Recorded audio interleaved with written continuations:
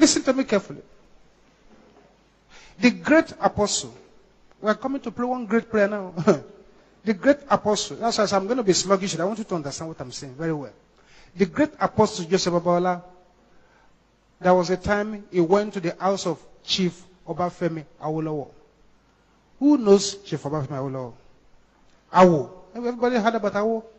I've not heard about Awo. Put up your hand. Praise the Lord. Now, let me be honest with you as a man of God. By the time the civil war of Nigeria ended, Ojukwu said something. He said, Nigeria did not fight us. Awo fought us. Yes. Because he was Minister of Finance at that time, and Nigeria did not borrow 1 kobo.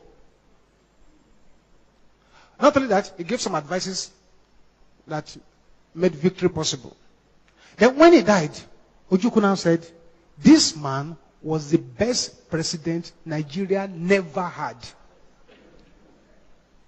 Never had. And if, when they say presidential debate, and you put Awo on TV to be debating with the others, by the time Awo begins to talk, the others look like fools. Hey, the others just look like fools because the knowledge with which he's talking and what he's saying, right, looks like fool. I had a friend who was in the Executive Military Council during the time of Gowon, the time they brought Awo from prison to become finance minister. He said when they brought him to that Executive Council and he sat down, he looked at all these soldiers. He said, you want to make Minister of Finance? Okay. If you want to make Minister of Finance, let me give you a short lecture. And he gave those military boys a short lecture on primary school economics.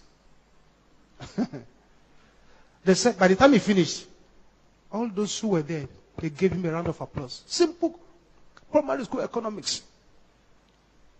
Right. Awo was the person that said that anybody who wants to trade with Nigeria has to be primitive trade by barter. Say, bring this, I take this. Bring this, we are not going to bring our money to go and buy. You, when you bring, we take. It's an exchange. And when they were going to do First Tax 77, they asked for Awo's opinion. Awo was still alive. Awo said, this First Tax 77 is a show of our primitivity. And that the white man will be quite happy to see us exhibit our primitivity. That the money that was to be used for First Tax 77 should be spent for technology, for education, for things that will move people forward. Not going back to the idols that dragged us to where we were. It was Awo that said it. And the man asked one, this uncanny attribute of being right. Being right. When he said, this is it, be right. One day they asked him a question on television. He said, sir, why is it that you don't take advice from other politicians? He said, advice? Sir? How can I take advice from somebody who is busy dancing with free women on the street at night while I'm busy struggling and thinking about how things will go forward? That's how. I've been all over the world. The only other president I see that matches Awo in intelligence is Fidel Castro of Cuba. When you see that one to talk, you know this man understands what he's talking about. The great apostle, Joseph Babalola, listen to me well, went to visit Awo. Awo was not at home. He met his wife. And he said, thus said the Lord. The Lord said, he has called me on the spiritual arena. And he has called this man on the political arena. And about for this man to fulfill his calling, he must surrender his life to Jesus. I will never surrender his life to Jesus till he died.